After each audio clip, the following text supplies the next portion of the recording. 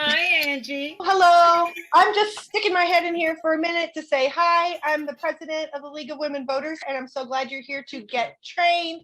Catherine, our expert on voter registration, is going to be the person leading this training, and I'm just going to do my best to run the tech. We'll be showing a PowerPoint along with her explanation. We're going to first go over the card. You will be able to look at the voter registration card as Angie is presenting. We can register with this card anyone who lives in Missouri.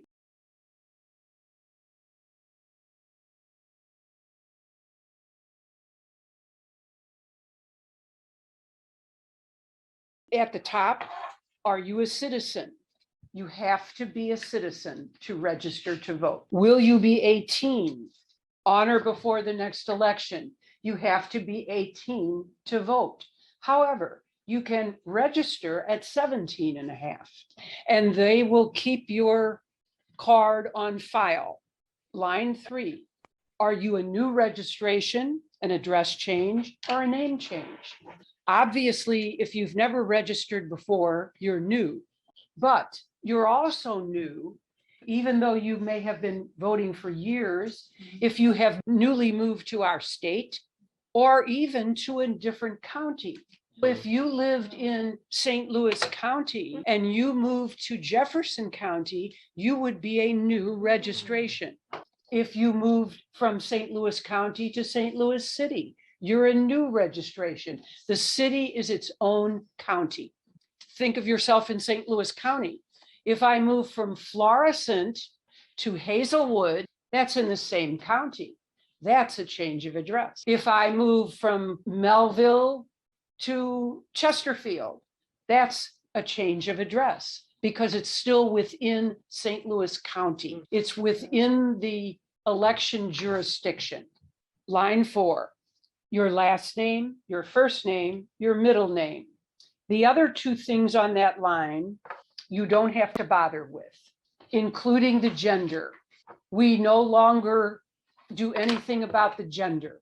Now, if you have someone filling the card out themselves, then they're welcome to put in whatever information they'd like. Now let's go back to the name. Not every culture uses a middle name. We find that in doing the new citizens after the naturalization ceremonies. With a foreign-born person, you might get a very long name consisting of 4 names, 5 names. So then you have to determine if you're at a naturalization ceremony, you look at that name on the certificate and you say, is this your first name? You assume maybe the first group of letters, right? Is this your middle name? And the rest is your last name? No, I don't have a middle name. There are cultures that don't use middle names. So it's all going to either go in the first name or the last name. You let the new citizen tell you, do not assume that it needs to be hyphenated, simply because we tend to do that. If we keep 2 last names, we put a hyphen between those names. If you're at a naturalization ceremony, whatever is on the certificate, whatever they point to as their first name is their first name. And whatever they point to as the last name is their last name, just the way it's written. Line 5, address, where you live, your house number, your street, your apartment, your city, county, zip code. Okay, the county is most important, especially in the St. Louis area. You go west on Delmar or Olive Street Road, one of the east-west streets, and the house next door to you could be in the county, and the house east of you could be in the city. But if they don't know that, then you just go forward, because I can find all that out. The zip code is very important. I can tell by the zip code if it's a city or county. Most people will know. Oh no, I live in St. Louis City. They'll know that. But every once in a while, somebody does it. Line 6, only necessary if you get your mail at a different location than where you lay your head. Some people have post office boxes. Some people may be out of town a lot, so they might have their mail delivered to their sister's house, something of that nature. There are reasons why you might use line 6. So when I do this, and either I fill it out or my customer is filling it out, they fill out line 5, and I'll say, now, is this where you get your mail? And most of us say yes, and then you can skip line 6. All right, line 7, a driver's license, or I put in there the state ID. People that don't drive don't have a driver's license. There's no need to get that renewed over and over again. So they get what's called a non-driver's ID, state ID. I write that in there, and then I just put NON, non. Although I'm sure the computers know when it's put in there that that's where it belongs. They would identify that. Now, it does say there, if you don't have a driver's license, please leave blank. But we were told it was okay to put that in. You can register online if you have a tablet, something you can sign, because at the end of this, you have to sign. Now, the online thing won't let you put anything on that line that doesn't look like a Missouri driver's license. It'll throw it out. It won't let you go on. Line 8, the last 4 digits of the Social Security number. Everybody has a Social Security number. Today, babies get Social Security numbers, but all the new citizens do too. I would like you to always get both of those if possible. However, if you have a non-driver who also can't remember the last 4 digits of their Social Security number, you just go forward and you finish it up, and I will send that to them, because somewhere at their house is the last 4 digits of the Social Security. Oftentimes students, young people, high school kids, we rattle off our Social Security, the whole thing, and then, oh, there's the last 4. I can't come up with the last 4 all the time right off the bat, but if I do the whole thing, the last 4 come. But a lot of times they don't do that. And so then when those cards come in, and if they don't have one or the other of the 7 or 8 written very legibly, then I send the card to their house for them to complete. I include a stamped addressed envelope, because by now I know where they live. I know if it's going to be St. Charles County or St. Louis County. Then I send an envelope with a stamp on it, and it's already addressed to where it needs to go. And write a little note and say, well, we met you at the fair the other day, and in order to complete this, we need you to do line 7 if you have a driver's license, or definitely line 8. Then 9 is date of birth. That always has to be on there. Place of birth can be optional. It's interesting if you have time to ask. Line 11, the phone number says it's optional, but I would like you to always get a phone number. Just say, and may I have a phone number, please? Just sound authoritative. Now, if they read that and say, oh, but it's optional, well, then that's fine. You go forward. It just makes it easier to call them. Like if I get the card back and the only thing missing is the date of birth, then I could call them. We had a husband-wife team register at a nursing home, and all of his stuff was filled out, but she was missing. And I called because they gave me a phone number, and I was able to get that. Then I didn't have to mail it. It didn't cost 2 stamps and 2 envelopes and time to write the letter and so on. So it's handy to have that. Line 13. Okay, look back up at line 3. If this is an address change or a name change, the name change would be, of course, if you got married, if you got divorced, although other people change their names too, besides just women, but it's so normal for us to do that. If you are a name change or an address change, then you're not registering for the first time. The election authority finds it helpful to know where you came from. So then you would fill out your name, your address, and then they can check that database. Yes, here it's Beverly Logan, and she used to live at 3918. Now she lives at 4182. Same person, all this stuff is correct. Then they check the date of birth and see that it all matches up. There's another time to use line 13, just the name line. When we are at the naturalization ceremonies, after we do line 8, the last 4 digits of the social, we ask them, so is your name the same on the social security card as it was on this certificate? They'll show you the social security card. If they don't know, then you just don't worry about it. But with the new citizens especially, that seems to be something that helps the election authority. Sometimes the social security card and the driver's license are an abbreviated name. They're small, less names. Yes, this is the same person. They used to not be a citizen, but here now today they are a citizen. So yes, this is legal. They're allowed to register to vote. 14, we need a date and a signature. When we are at the naturalizations, we have the pledge written up in larger print, and we put that right in front of the person. And oftentimes we do the filling out and I say, read over this. That is what you'll be signing.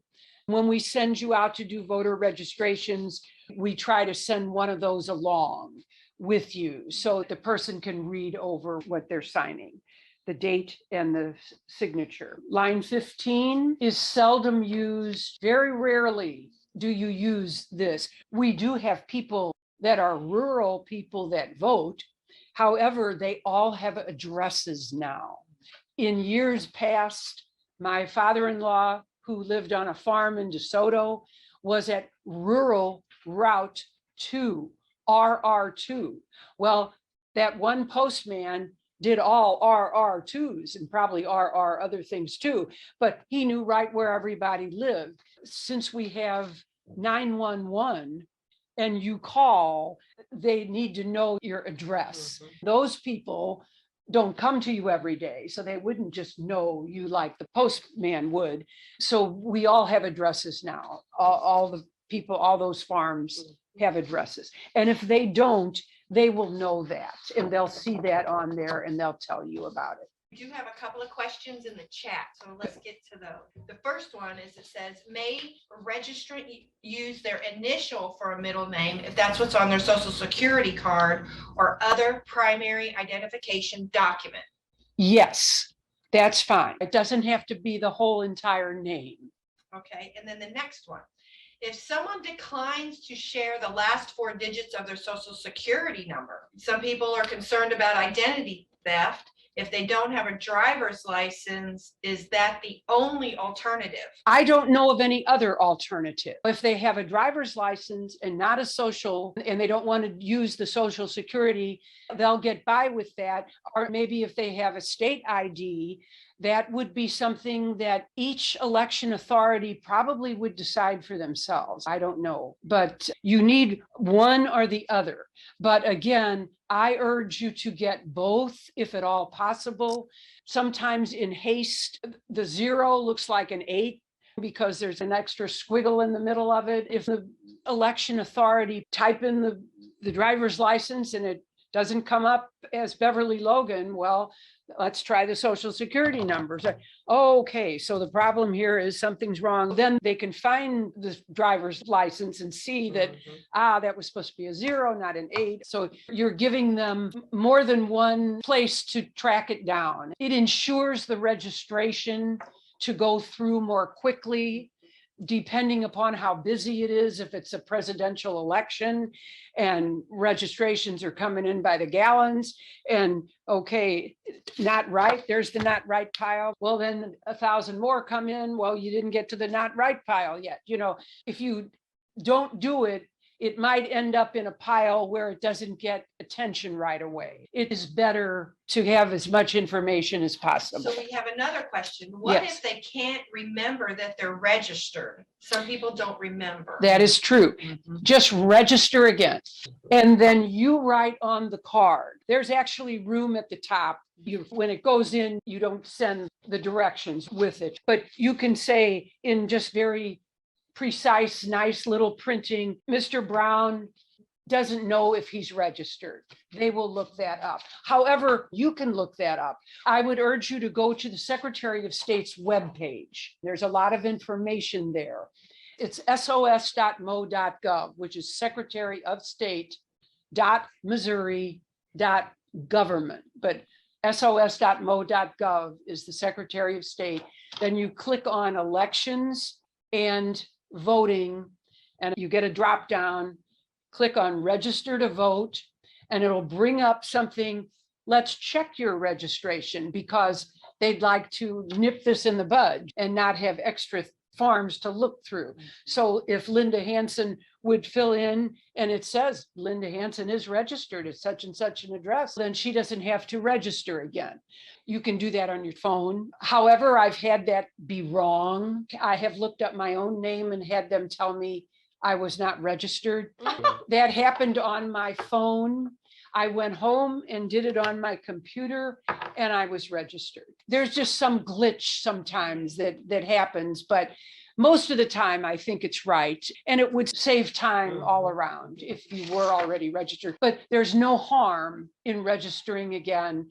And then I just would put that down. Mr. So-and-so thinks he might already be registered. Please check. Another question here is, will this reference be available to study and be available on October 2nd? Rachel asks, so line 15 is not for people who live in, say, St. Louis County, but are in the city limits like Afton or Melville. Line 15 is the one I said you would probably never use, because I don't know of anybody, even in DeSoto, Missouri, and that's as far rural as I go. I'm from middle of Missouri, population 700 in my small town, and I lived on a farm. And until I was like 12, I lived down Route 1. That's what it was.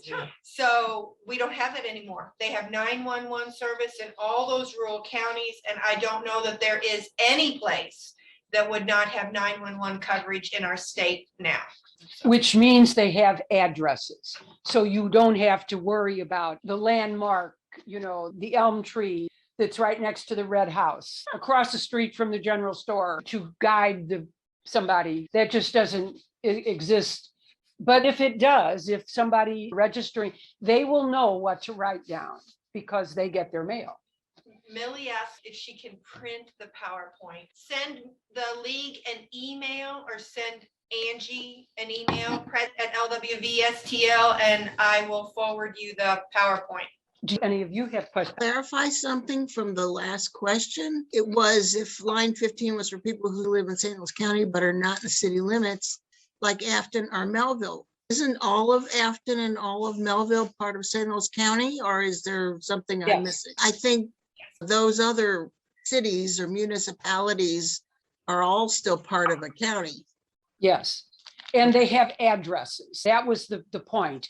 They don't need you to go by landmarks to find their home. It's not a rural route where everybody had the same address in a way. Let's see what else this has got on the so far. After the form is complete, do you want to answer about the election judge? There is at the bottom of a card a box that the person can check if they would like to, if they're interested in working as an election judge.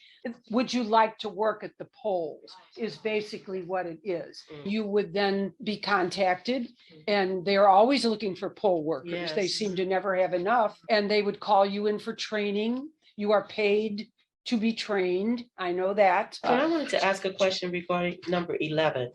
Should we be emphasizing to get the area codes, since they're going to 10 digits soon in many areas, so that we make sure that that number is complete?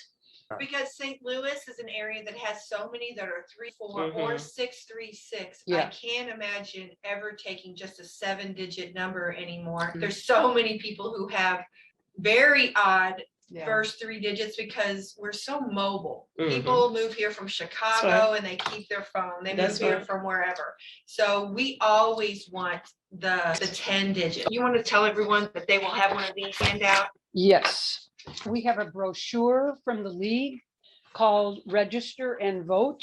And inside there are the addresses of the close by election authorities. The city, the county, Jefferson County, Franklin County, St. Charles County are the ones that we choose to list in this brochure. We ask you to give one of those to each person.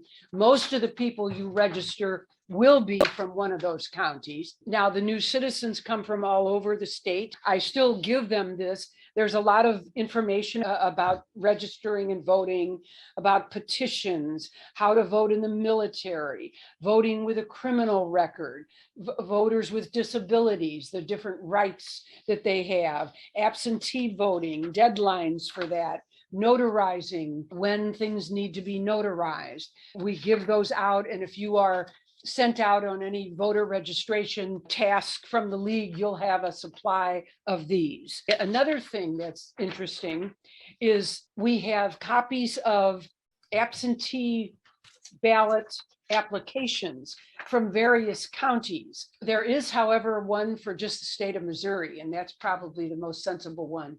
That's an example of the card. And there's another example for a person moving to a new jurisdiction. There's a person with a separate mailing address, like if they have a PO box. Right. This is a rural location, even though we don't think anybody does that. Example of a name and address change. See how it's down there in part 13? Yes, yes, you could have a name and address change. When you always have the instructions at the top of the card that we will take off. That tells you how to fill out the card. Should we fill out the form for people or encouraging them to fill out the form? Or Okay, do we want them to take it with them? we don't want them to take it with them, if at all possible. We want them to fill it out. And even though it's incomplete, I always think there's a better chance that it will really get there if I mail it to them with the stamped self-addressed envelope. Are you going to have the right size envelope at your house? You know, now you can fold them. There's nothing wrong with folding the card. That is fine. You can actually print these up from the website.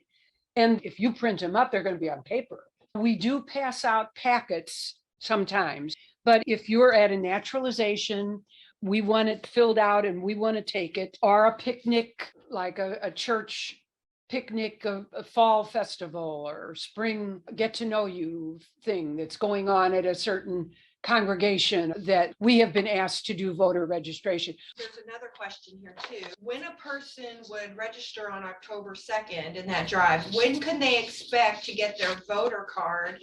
And is the card adequate for voter ID in the state of Missouri still? At this juncture, yes, it is. Because the law that was passed, the Right. court put a stay on it. Right. So we're going back to the way it was before.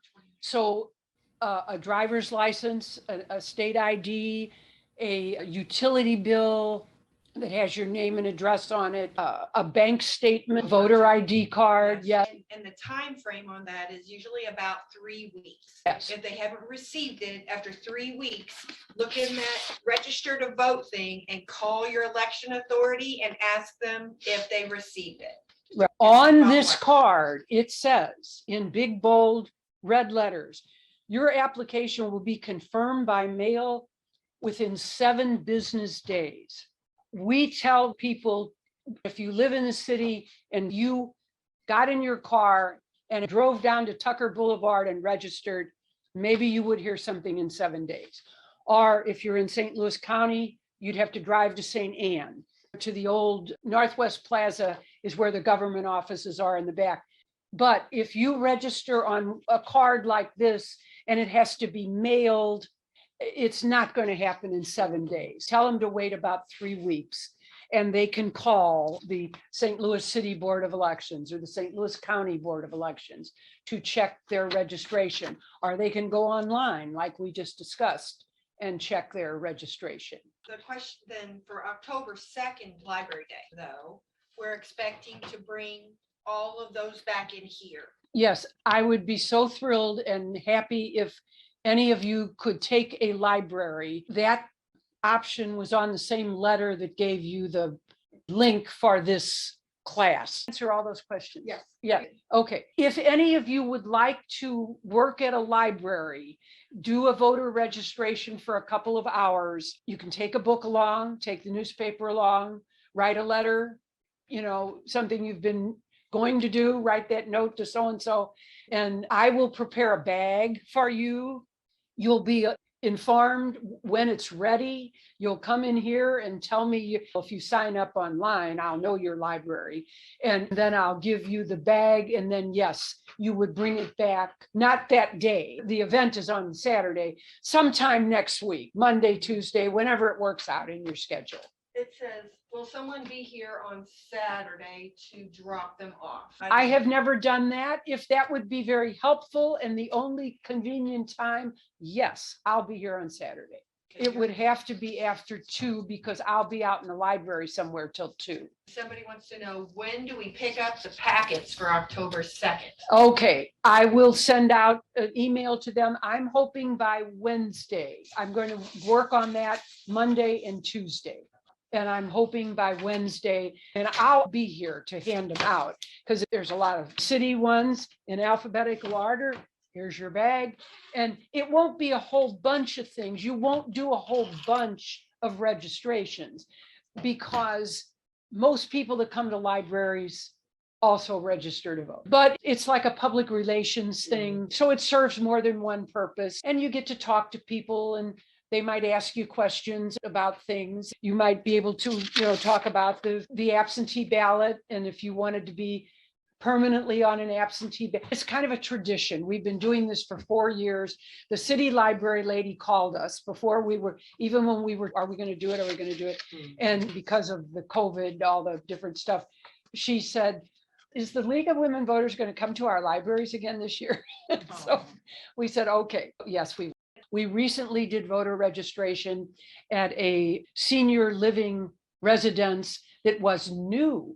Every resident had to register to vote, change their address at the least, because they just moved to this new apartment. We were asked by one of their residents, who happens to be a member of the league, would we come? When we went to the new senior living residence, we took along these applications to be put on the permanently disabled list. What would you say? That has a lot of weight. Permanently disabled, whoever wants to think they're permanently disabled. But we were told by the election authority to give a broad meaning and be easy on yourself and think of the worst case scenario. It's sunny, it's hot. Could you stand in line in the sun for an hour? Then you may put yourself on the permanently disabled list if you are over 75. If you are disabled so that you can't stand in line for like an Right. hour. Yeah, If, yeah. if you physically would have to walk away from the line. What this does is it doesn't give them a ballot. Right. What does it do? It gives them an absentee application automatically. People think, oh, they're just sending out ballots. Ballots are going out. Well, no, they're not. What you get every time, if you are on this list, you get a reminder. Would you like an absentee ballot? Again, for this new election, you sign, it's very simple. They send you always an addressed envelope with a stamp, goes in the mail. Then your ballot comes to you because you have again requested it. Because of course it could be a temporary thing where you needed surgery and you had to do it For a year. You didn't know how long. So that's just something to know that is available. Will those be in the October 2nd packets? Yes, You they have will. some of- We always put 2 in each packet, and to the libraries that are sort of on the border between city and county, and people might say, oh, I like that library better, even though I live in the county. I go to Julia Davis. I've always gone to Julia Davis. That's where I grew up, and that's where I like to go. And I know the lady that works there, and so on. And so we make both things available. Or I've discovered we have a Missouri one, and that would work for both of them. Okay. One more thing. This is called a pledge to vote. And we ask people, we're the League of Women Voters. We're a nonpartisan group. Would you be so kind as to give us your name and either an email or a cell phone so that we might send you an email or text reminding you at the time of an election. And 3 reminders are sent. We do not solicit their membership. We do not solicit donations. The first one goes out 6 weeks ahead of time, and it says, check your voter registration. And it tells them how to do that. The next one that goes out is about 2 weeks before the election, and it tells them how to get to Vote 411. We write a voter guide that is printed up in the St. Louis Post-Dispatch. They also print up thousands of extra copies, and we put them in libraries and YMCAs and churches. And if you belong to a church or an organization, and now we only do it for the large elections. If it's a special school board election or something that's only in your school district, then it wouldn't be such a big deal like that. Vote 411 is the online. There's printed ones, but there's also online ones at vote411.org. And it's a personalized ballot. You go in and you put in your address and it makes your ballot for you. It is sweet. Yeah. It's really nice. Yeah, So that's why we send that out 2 weeks before the election, that Yes. reminder. The third reminder, the day before or 2 days before, don't forget to vote. So we are just trying to follow up. There's no way we can follow the people we register. Somebody says, well, how many of those people do you think really vote? Well, we have no idea. Right. We don't know that. But if you do something like this, we're hoping that that gets another percentage of the people to think about it again. Yes, I should do that. Okay, I'll try looking that up. Oh, I see. Well, this guy and this guy, they're running for mayor. Well, you get to look at both of them. You get to see how they answered the questions that were in the voter guide that are online in the Vote 411. And they each had the same questions. Why are you qualified? What are the 3 things you think you'll accomplish? Most important things for your city, and so on. The League of Women Voters doing anything next year to reach out to high schoolers? We do reach out to high schoolers. We in fact have 2 groups that are doing youth registration. And one has started up already, and they sent me a schedule, and they've got 6 high schools lined up. So yes, we definitely do youth voter registration for the like high school seniors. Then we also go to junior colleges and wherever somebody asks us to go. Okay. These groups actually solicit the high schools. We don't just sit and wait for them to call. They go out and try to get a hold of somebody at the high school. Naturally, you can't just walk in. You have to have an appointment. Sure. And they will be able to know how many of their kids are going to be 18. Like they're going out right now in the fall. So maybe half of the seniors turn 18 this early, but most of them maybe won't be 18 until April. And it's usually done at a lunch hour, and they kind of sit at a table.